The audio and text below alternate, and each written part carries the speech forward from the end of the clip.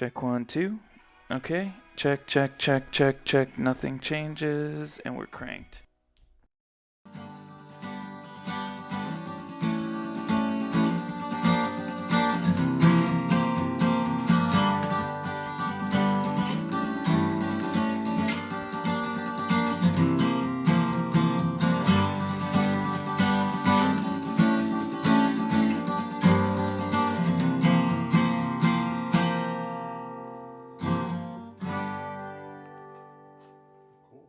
Is that good? I'm Gina Baxter. And I'm Rafael Morales. And this is Fire on the Mountain. We typically have guests on our episodes, but this week we decided to take a break from the norm, and we're going to occasionally do that because we like mixing it up and Keeping y'all on your toes. keeping it lit. We're gonna cut that. Or are we? Please cut it. Please cut it. So on today's episode, we're going to talk about a variety of topics, including, as always, local politics, news about what's going on in our community, and updates that we have for you about stories we've told you in the past. Okay, so Alaska is doing... Caroline was telling me about this because we were talking about primaries, like how there's been a kind of a movement or like a question about unaffiliated voters voting in parties that they don't usually vote with. Wait, what's Alaska doing? Alaska's having a public primary that's not based on party. Oh, thank God. That's incredible. Yeah. Alaska always Yeah. does some awesome shit. Yes. That's not true. But they do it Sometimes they do. Yeah. They're for sure always doing something. So Wow. it's an open primary. All candidates for the given race appear on the ballot, regardless of party affiliation, followed by ranked voting in the general election. Which is... No other state does this. This is like the first time that we're trying this in ever. Like a primary doesn't actually... You vote every... Yeah, you either do what North Carolina does, where you can vote in either primary unaffiliated, or you do what some other states do, which is you have to be registered to vote in a primary. And Alaska is saying that you do have to be registered, but that you can pull any ballot you want. And actually, there is no ballot to pull. It's all the same. Exactly. Everybody. So the primary looks exactly like the general, where everybody goes to the same place regardless of party. What is wrong with that? Right. And There's got to be opposite. Like, I would like to hear a totally like nonpartisan, like factually based argument as to what's wrong with that. they just decided in January to do this, but they have Lisa Murkowski, right? Who is like... Incredible, the greatest senator of all time. Yeah. Mainline's like whole milk. And, I'm thinking Mitt Romney. Mitt Romney's the one who loves milk. Remember that? No, does he love milk? Oh, God. So per the old rules... Why is he so weird? Oh, my gosh. No, there's a reason. The old rules of the impeachment proceedings were that when it came to the Senate, you could only have milk. It's a weird thing. It is a law. Oh, And while you were doing your... while you were listening to the senators during impeachment proceedings, you as a senator were only allowed certain fluids, and like it was like milk was one of them. So Mitt Romney was like drinking. I'm not fucking kidding. What the fuck? I am not. Here. So Mitt Romney is up in there listening to all these people, defend Trump or talk about getting rid of him. And he's just ordering glass after glass after glass of milk. Milk Romney. He was a while, it was a while as he had the name Milk Romney, and like there were like cartoons making fun of him as like milk. I love milk. Like, The Senate impeachment trial rules say that senators are only allowed to drink milk and water, and the beverages must be consumed out of a glass. So a Senate aide had to inform Romney that he was in violation of the rules, and the senator left the chamber because he was drinking chocolate milk out of a bottle. Like what you buy at the gas station? That's like the Fairlife milk. You know what I mean? I wonder if Ovaltine is considered like Right, like what? Like, does a powdered milk count? Can you drink? Oat milk? If it says milk, Ooh, I could be ooh. a senator up there chugging milk of magnesia. Vodka. It's called vodka milk now. Oh my God, ew. This article is from Business Insider, and it says Romney has been known to enjoy chocolate milk, which, first of all, is just a disgusting sentence. And then it says his wife, Ann Romney, revealed in a 2012 interview. Oh my God, it was interview material. They had to discuss She their milk. revealed that chocolate milk is his, quote, guilty pleasure. Oh my God. When in 2012, he was running for president. Yeah.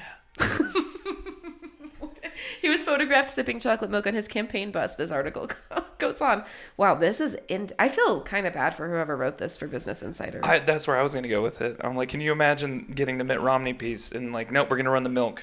We're going to run the milk bit. And it's like, please. Eliza Relman on January 28th, 2020 at 4:19 p.m. She wrote this. Eliza, thank you for your journalism. But for real, I hope you're doing good because that's a tough beat. The Romney beat. Not exactly. Oh, she's still at Business Insider. What up, girl? Way to go. She was doing the legwork with the milk pieces. Yeah, that's right. Everybody's got to start somewhere. She's she a senior politics reporter now. I hope she was not then. Those are the pieces they're getting. By the way, I keep wondering if the content we're putting out is too much to be able to get an elected official on. Like, was down, but like, he hasn't gotten back to me. And yeah, that's something that, I mean, we talked about that when we started too, about not being too, I don't want to say, not divisive isn't the right word, exclamatory or sensational. Even I hate the word sensational now, and I hate using the word divisive. Like it's like, to me, when I hear people say like this is you're being really divisive or something, like there's the intentional strategy of overexposing people to things to create like burnout and to disenfranchise them from what you're talking about. Yeah. But then people also like to like kowtow to using the word divisive in order to like create the illusion that this is too hard of a conversation and that we need to have language that isn't so difficult to talk about, if that makes sense. I guess like people say this is divisive, you're trying to divide the community. It's like, no, you just don't want to talk about it. Yes. Yeah. And I think that has been like a long held practice, right? That we say things like you're trying to stir shit up or you're just trying to start a fight. Yeah. I think that it's also something I noticed running specifically against Chelsea Walsh and speaking to her after the election, and people that are like-minded, modern, not so neoconservative, cult conservative, but they like to use language like solution-oriented and everything as if to suggest that you have to have an answer before you point out a problem. It's like, otherwise you're just complaining. So like, unless you're solution oriented, like all you're doing is complaining loudly to get, shares, likes, subscriptions or whatever. And they think that that's the left framework. Like that's the modern progressive framework, is just to scream loudly and complain about everything and to not have solutions, when in actuality, it's just like, solutions are created when enough people have a problem about something in order for it to be validated as a problem. If everybody had a solution about a problem, then we would officially have no problems, right? Right. Right, exactly. Right, problems don't exist where sometimes they do, but generally not when there are obvious solutions. Like if it was easy, of course we would do it. Yeah. But some things take hearing other people's voices, and like that's how we make change, by being loud. The squeaky wheel gets the grease, right? Exactly, yeah. And I mean, I do appreciate people that are specifically solution oriented, and we need those people in society. We need people that aren't going to, talk about something as a problem unless they have the answer. They're just not going to bring it up unless they're like, you know what, I've got a solution. This is a problem, here's my solution. But at the end of the day, they're lying to themselves if they're not saying that they've been internalizing this conversation about a problem before they reach the solution or something like that. Yeah, and that's what we should want, right? Like, I don't want somebody who is coming in, and that was kind of the problem. Well, part of the problem with Trump to me was that, oh, here's a problem. Okay, I have the solution. Mm-hmm. But you have to put in time and effort and energy and research and employ like the will of the people. Like there are things to consider. It's not just like, here's a half-cocked idea and now everybody has to pay for it because I'm loud. Like, that's not right. Also the answer, which is there's something in the middle, but I don't feel like one party or the other is particularly guilty of either. Yeah. And there's something to be said too about people that are platforming problems. That's all they do.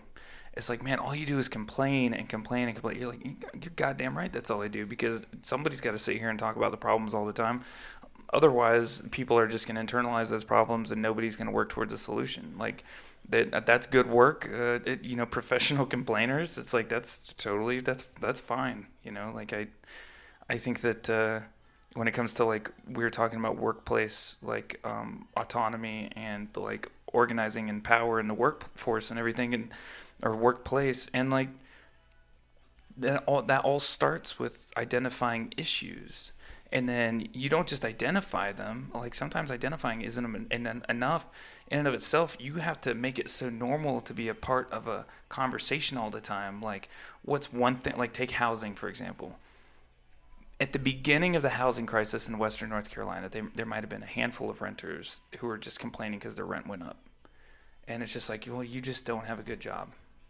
And like, imagine the people who have been railing at the top of their lungs. And I do know a couple personally that have been for years now talking about the impending doom for working class renters in Western North Carolina. And from the beginning, it's just like, well, you're just lazy and you don't work hard enough, and you just don't know how to, plan your finances correctly, and you can't hold down a job. And it's like, you are pigeonholing so much complicated shit that you don't even fucking understand when you start saying shit like that. Like, yeah, that, absolutely. and I will absolutely call that ableist language. Like, you're acting so ignorant because of the privileges and the opportunities you've been afforded in your life to sit here and tell me that I'm less than because I got problems. Like, right. Absolutely. And I think that going back to the workers' rights discussion, that's exactly where I went to, that I feel like it's a tactic to make sure that the people who are underneath them don't talk about their issues, right? Yeah. Like workplace culture, where I'm watching The Dropout about Theranos and Elizabeth Holmes. And a big part of the indicators that something is going on within the company are that nobody in the company is allowed to talk about Theranos, and they're not allowed to complain, and they're not allowed to be friends outside of the workplace, and they're not allowed to talk to reporters. And there's specific language that they cannot use when they talk about it. Even personally, not even like to the media. And I think that's a good example of how, like, capital T, capital M, the man keeps us down, right? Like, don't talk about your wages with your coworkers.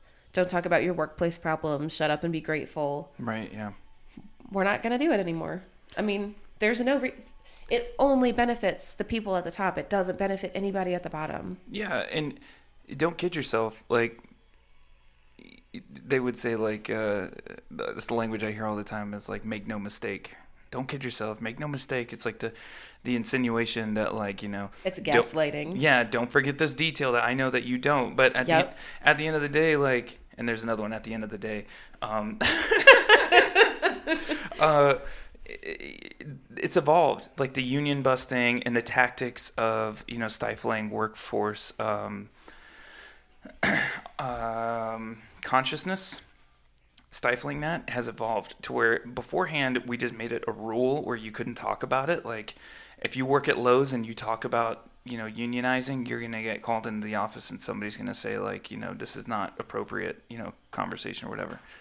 It's evolved now to where rather than have to, because then they face legal repercussions by intentionally setting that as a rule because the workers have a right to unionize. Like, people forget, no matter where you are, who you are, what you do, wherever you are, you have the right. It is your right as a United States worker in this country to form a union and to organize for rights for the work the labor that you sell. And the tactics by people who are opposed to labor organization, it's evolved now in the 21st century, outside of just making it a rule where you can't talk about it. Now we got to make you look stupid. We have to make you look like a whiny, punk-ass, millennial, liberal cuck who's just out here trying to, rail at the world because you got mommy and daddy issues or whatever.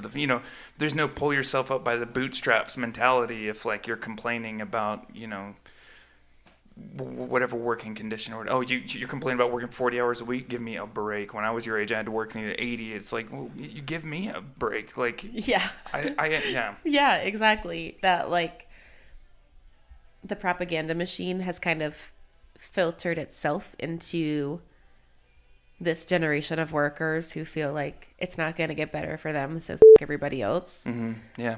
And now the workers, this is exactly what happens in, like, dystopia, right? That the workers themselves start to be the cogs in the machine of the man. Yeah, it's like welcome to 21st century America, where the American dream of innovation and reimagining frameworks is only valid if it's beneficial to someone else to profit on. But right.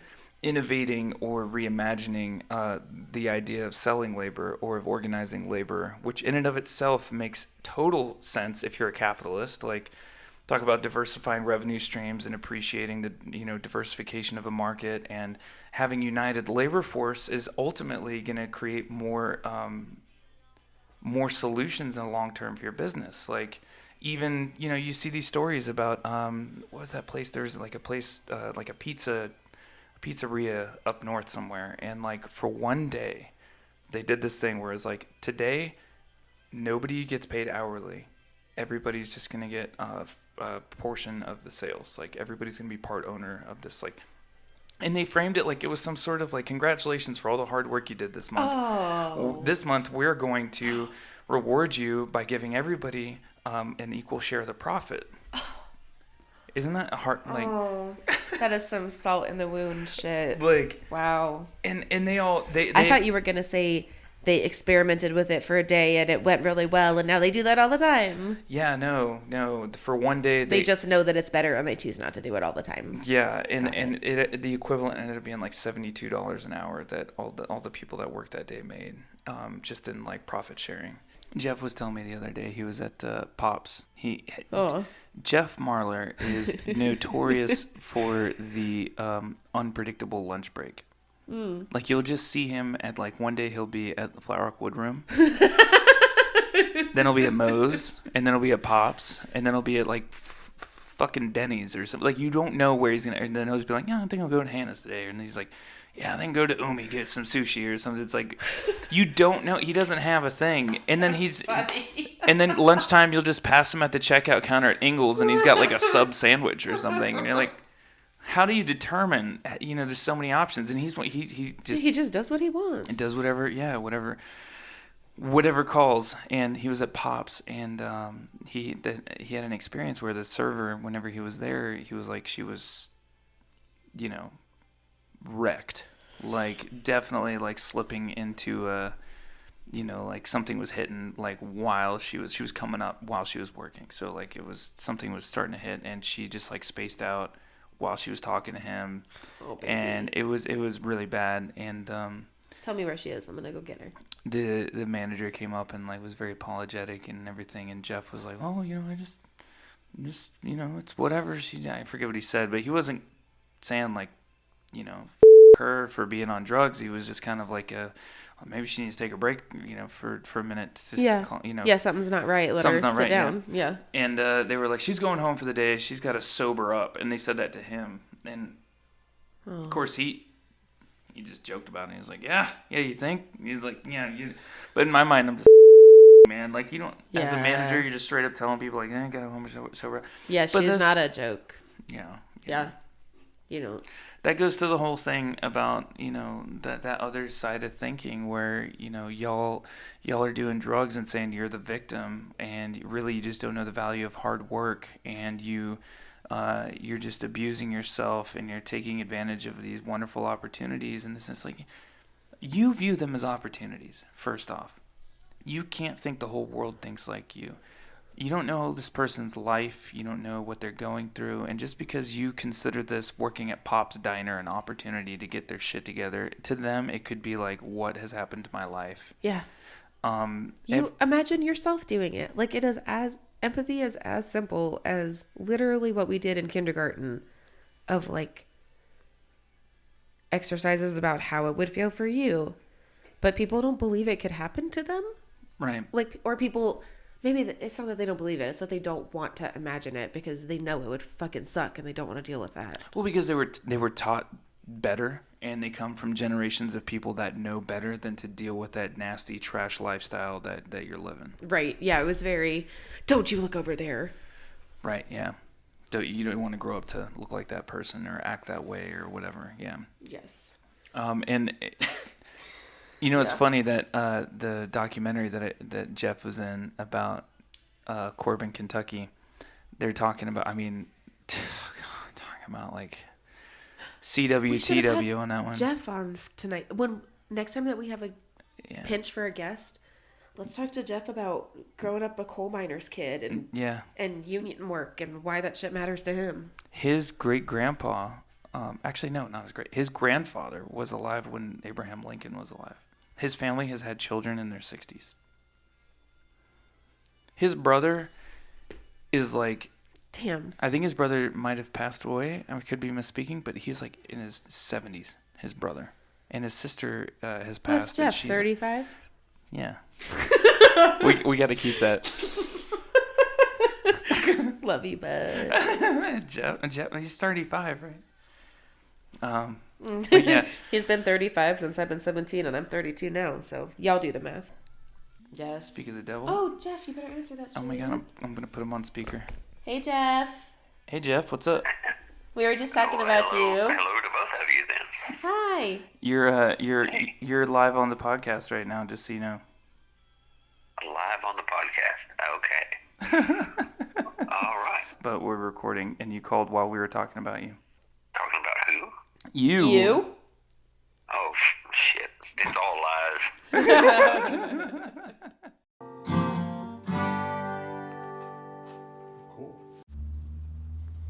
One of our sponsors today is the Honey House of Vintage, owned by our dear friend Mariah. The Honey House of Vintage features clothing and accessories from the 1950s to 2000 for all styles, subcultures, and body types. Open noon to 5 p.m. Tuesday through Saturday. Light tailoring and alterations and consignment available by appointment. Find us on Facebook or call 828-388-5373 for more info. Mention the ad for 10% off purchase.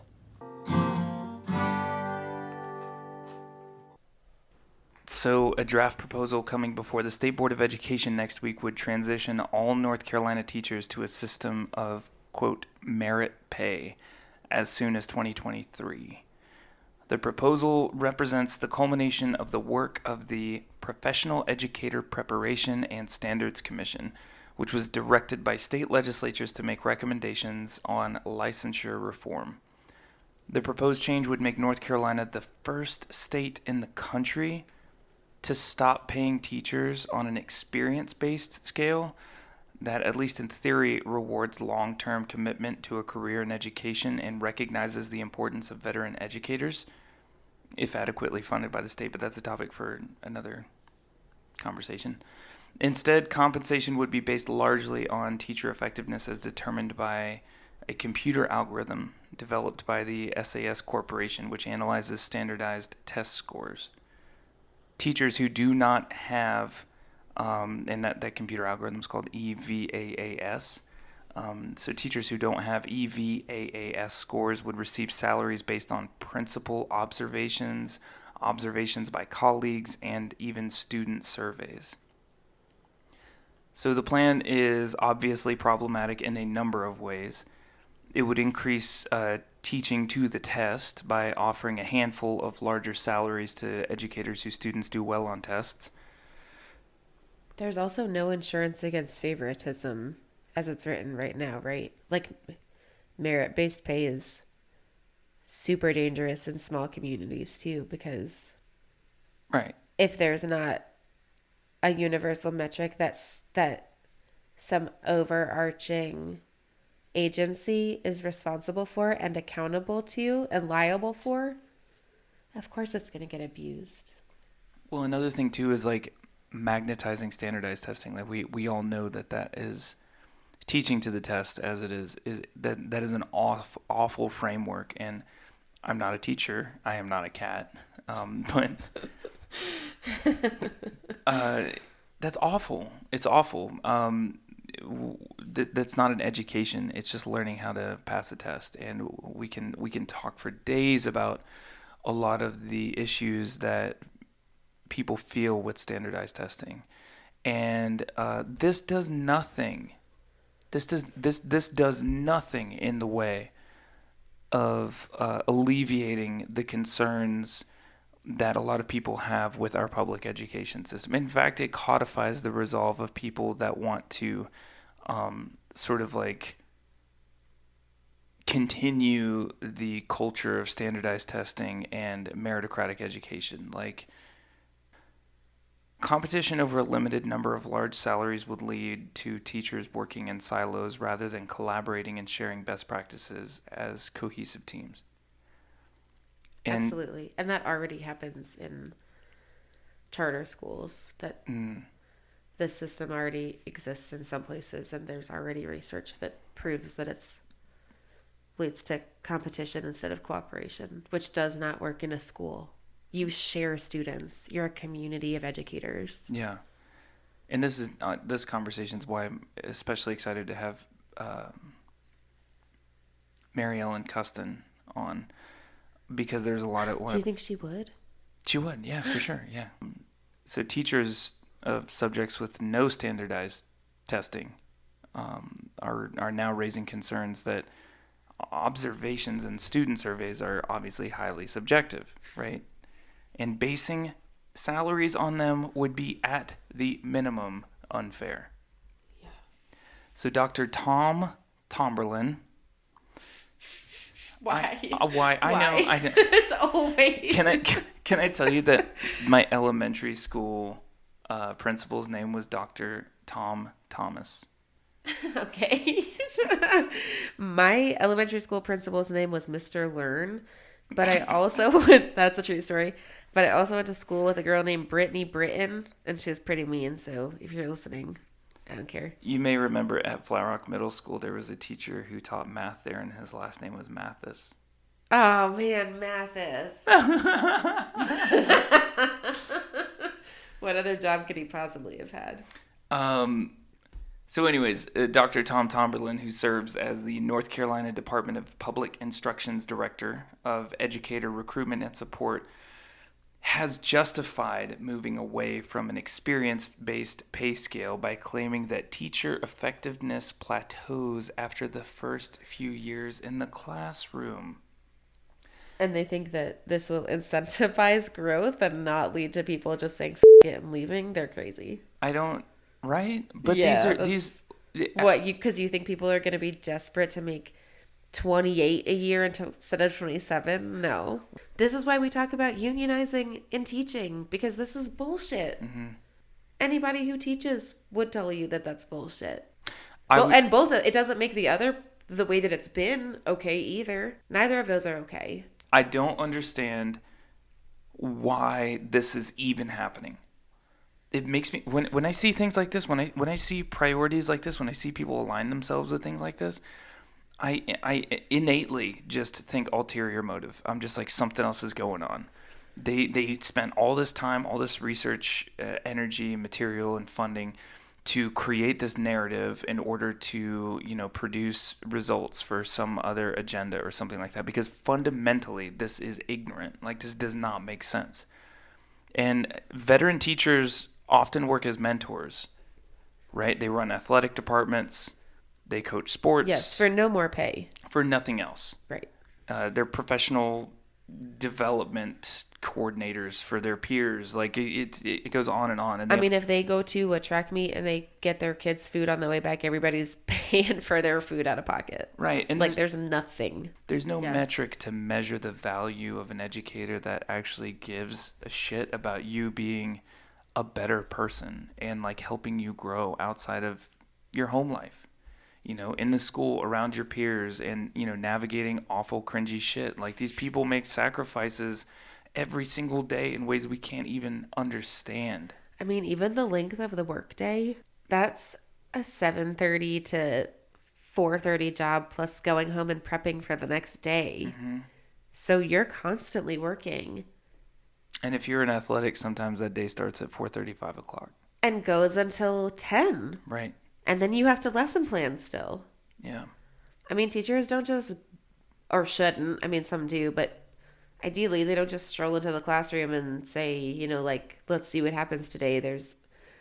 And at a minimum, they have to have submitted a plan to someone at some point. So somewhere there's a plan. Yeah, and there's the impact that you have on those people's lives, those long-standing relationships with families and community members, that positions them to be excellent advocates for the needs, not just of the schools themselves, but of the people that are occupying the schools and the communities that surround them. And none of that value, like I was saying, there's no metric. None of that's reflected in this EVAAS score. Right.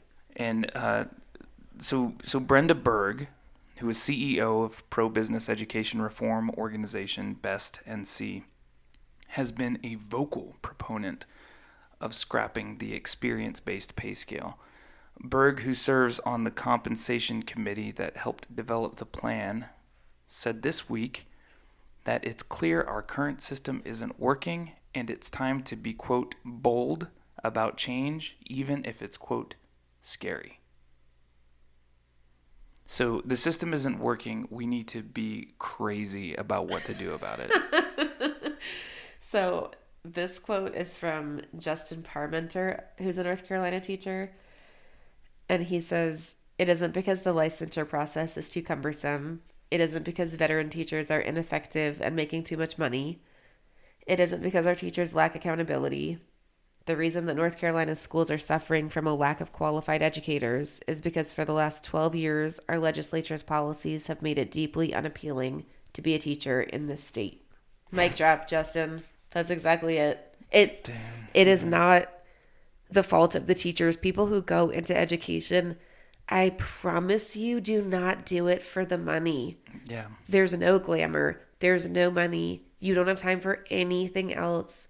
Teachers who are parents, holy shit, y'all, I don't know how you do it. It's hard. It really is hard to explain to people, like I don't have kids. You don't have kids. Mm-mm. We don't have kids, but there are things that you align yourself with in life as you grow as an individual that you can't, it becomes a part of the fiber of who you are. You can't back down from that. You can't just change course. Like a good friend of mine, Adam Woods, who I love forever, he said, don't ever be afraid to reinvent yourself. Oh, And I that's just, so important. it's so, he hit the nail on the head forever. I'm like, for the rest of my life, a lot of fear is valid, but the fear of reinventing yourself, you should get rid of that. Yeah, and the people that love you and care about you will celebrate it. Yeah. Like, it totally happens that people are like, I'm terrified to quit drinking because what are my friends going to think of me? And lo and behold, all of your friends are like, yeah, like, we're all sober now. Like, we're all going to not drink around you. We're all here for you. That's what community does. And what's sad is like this systemic attack on education that's been going on and like unfolding in the past several years is like these people are feeling pressured to reinvent themselves and to leave the system of education and to pursue other careers, even as highly qualified role models, leaders, educators.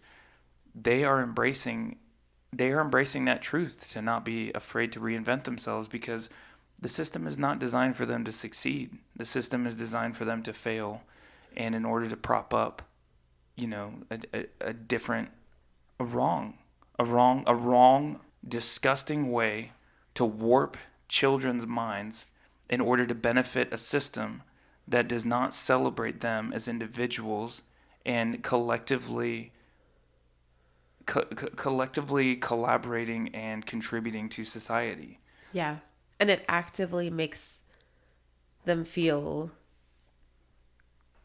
inferior and unheard because the juxtaposition is visible when you're in a small classroom with other people. This right here says that I don't actually care about your problems as a teacher. I just care about reforming the system. Yeah. So that everybody feels better about it. And we're going to create a system that disincentivizes the quality of education you provide. Yeah. I mean, the people that I know who are some of my closest friends are educators, particularly early childhood educators, which in the education field, that's prenatal to 5. So the last time that I was able to teach preschool, I had 3 roommates. And since I have gone into the nonprofit world, I haven't gotten a ton more money. But there are some perks that you don't get with the preschool life. But the rest of the people that I know who still work in education are constantly struggling. I mean, it is every fucking day that they're like, is it worth waking up at... And it's not just the classroom work. It's the home visits. It's the secondary trauma. It's the... If you work with a room full of 20 kids, one of them is going to have a disability or a language barrier or a sensory processing issue or an abusive household or something that requires you to give more than just your lesson plan, right? Like you have to differentiate instruction, which is what we're taught all the time as we are taught how to be educators. We talk about differentiation. Mm-hmm. So meeting students where they are, essentially. It takes an immense amount of energy and dedication and passion to make that happen for 24-year-olds. Are you kidding me? Getting their asses to school? I mean, the most basic thing. Kids come in who don't know how to tie their shoes, but you expect them to be ready to go outside and go to recess. They don't know what they don't know. Right, yeah. They're new to all of this. So you're not only educators, but you're family to these kids. You're a trusted adult in a often chaotic world. I mean, they're little. It harkens back to the conversation about cops. You know, there are people who are running for office right now that are running on platforms, like antithetical to the defund the police, which was a nightmare. Cops are their job now is to be a healthcare worker, to be a family therapist, to be animal control, to be like they're and the same as think early crisis management, early childhood development, and then like teen pregnancy and law experts. I mean teachers are not just teaching curriculum.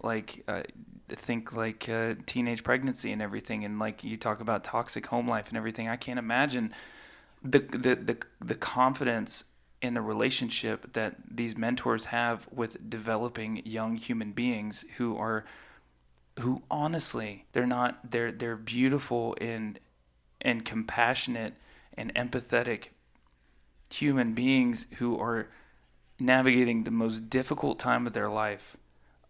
The young adult life, right? And if you don't prioritize the people that are going to be there for them when they spend 8 hours of their day away from home, if you don't make those people a priority, you're not making those children a priority.